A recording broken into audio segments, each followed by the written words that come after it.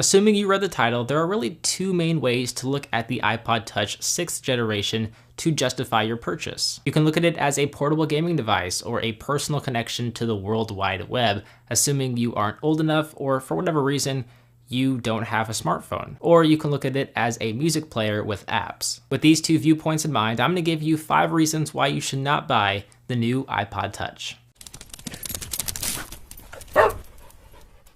First of all, the new iPod Touch is expensive. The base model is $200 and can cost as much as $400 for the largest capacity available. The base model, which costs $200, comes equipped with 16 gigabytes of storage, which is not a lot of storage. If you listen to a lot of music or play a lot of games, it's gonna fill up pretty fast.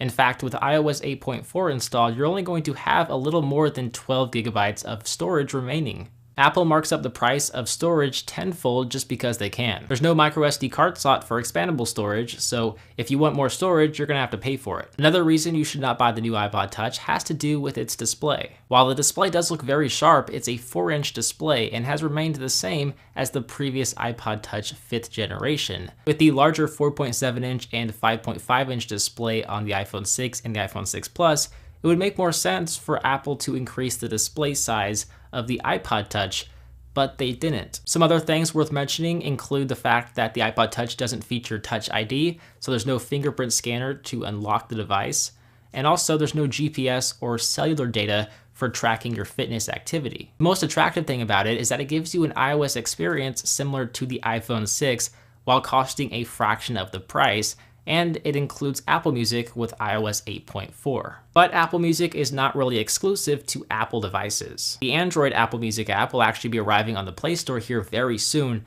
so if you're thinking about picking up the iPod Touch simply for Apple Music, well, you don't have to, assuming you have an Android or even a Windows device. The point is, there are cheaper options on the market for music playback with expandable storage. You could also wait for the inevitable price drop of the iPhone 6 and the iPhone 6 Plus in the coming months when the iPhone 6s is announced, so that you don't actually have to buy an iPod Touch, you could just buy an iPhone 6. Now, the whole point of this video isn't to bash the iPod Touch 6G, it's to help you make a more informed decision to ultimately make sure that you spend your hard-earned money on a device that you feel good about. Now, it's totally up to you as to whether or not these reasons dissuaded you from buying the iPod Touch 6G. If they did, maybe I saved you some money.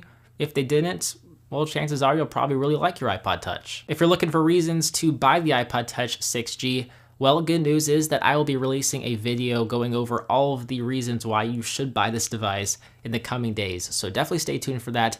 And also, you should check out Marco's video where he compared the iPod Touch 6G against the iPod Touch 5G or 5th generation. With that said, guys, let me know what your thoughts are of the new iPod Touch by leaving me a comment down below.